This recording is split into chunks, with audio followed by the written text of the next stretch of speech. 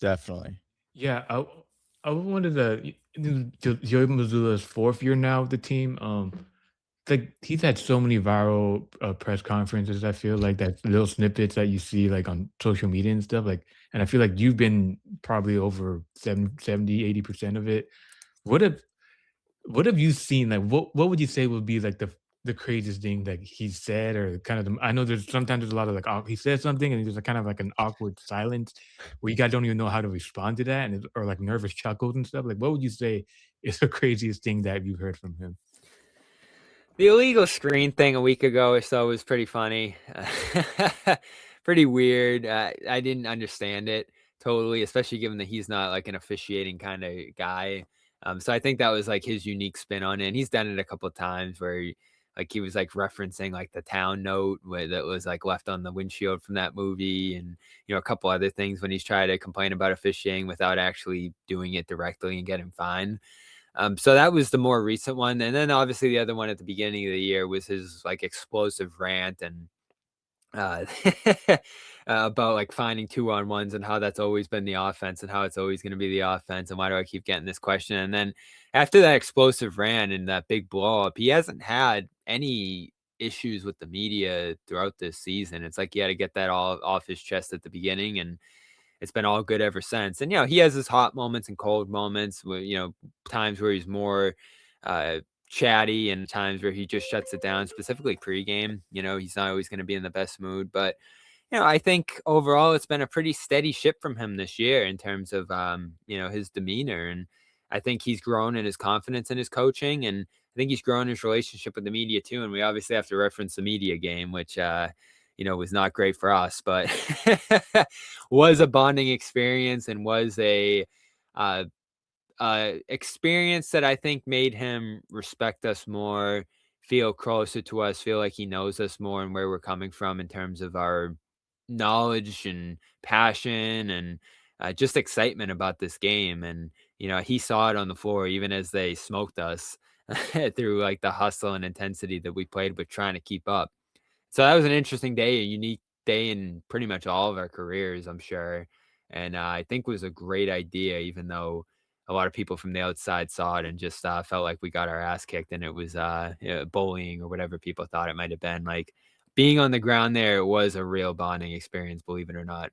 But in terms of that, was there would you say that after that game or games, like, you guys' relationships kinda, like, got better? Like Absolutely. Yeah, and I was talking trash to him before the game saying that like we're gonna go to win this thing. And he's like, no, you're not. You're gonna press. We're gonna press. And I was like, oh shit. When I heard that, I knew we were in trouble. And they did press the whole game. But we played against each other in the media game after, like media on media, and I hit a three and he was yelling out at me, and he was trying to like coach us up through it too. And like there was this real bonding element too, specifically after that game was done, us talking after. And he said it right after too, like, you lowered the podium, said he wants us all to be on the same level. And listen, I'm sure there's some motive in this for him in terms of like the way we look at him and the way we talk about him, but it felt authentic. I think in my interactions with him, me and him go at it as much as anybody. And I do feel a mutual respect between myself and him, even though that we're never going to be best friends or on the same page about everything, that he does understand and appreciate the role we have and thinks about it a lot, and I think goes into these press conferences very intentional about how he interacts with us, the messages sends to his team, to everybody watching on the outside. And it's been so interesting to talk to players around the league who, when I ask about the Celtics and what they think of them, they'll talk about him first and foremost when they say like what they think of in terms of this team's identity. And he doesn't want it to be that way, but that's become what it's about. And, a guy who really no one knew anywhere coming into his tenure in that year, he took over for Ime Udoka, becoming one of the more like viral, well-known, wackiest personalities and also more effective coaches in the league. I think he's the coach of the league right now this season. It's been a pretty interesting transformation to watch. And I do actually, alongside Jalen, find him the most interesting person in this organization in this current moment in time for them. That's Were you really cool. I'm sorry, Sam, I didn't mean to yeah, cut you off there. would you say, like, you guys have like, know his quirks, or you guys feel like you will never really understand how he is? I'll never really understand how he is. And that's just Joe. How's he different from Brad? As my voice cracks. I think he's more unpredictable. I think Brad was steadier. You knew what you were getting day in and day out. There weren't a lot of highs and lows there. It was more smooth sailing, but you also weren't going to have real expressive moments from him. I think he was just going to be a more steady experience day to day with him. I mean, you do love the fireworks when they go off with Joe, even if they're shooting at you. Like, it is an interesting thing to be a part of when he does have those like press conference blowouts or something that he really wants to get off his mind, or the introspective moments or the philosophical moments and everything in between. Like, you just really never know what you're going to get day in and day out from him. And there are a lot of boring, like sullen moments from him too, where he just doesn't want to do it, press wise at that moment in time. But, he's always prone to say when you're looking for a Tatum update that like I failed medical school and stuff like that too, which is where I get frustrated sometimes. But you're going to get that with any coach. And, I see a lot of coaches around the league who seem to be real boring experiences day in and day out in terms of talking to them. And you're not getting enlightened much on the game. And you're just not going to get much information, even if you feel good coming out of it. Like Joe is a pretty straight shooter. So, he's going to come at you when he wants to. He's going to share information when he wants to help you understand things. And other times he's going to, just try to protect the team. So I think it's a pretty broad experience that you go through with him that makes him, I feel like at times, an interesting figure to follow, and certainly a frustrating one too. But I probably wouldn't want it any other way. That's awesome. Just the last thing here, like, what's like you being on the road with the team so much, like what's the most memorable ding or anecdote that you want to talk about, like just you being on the road?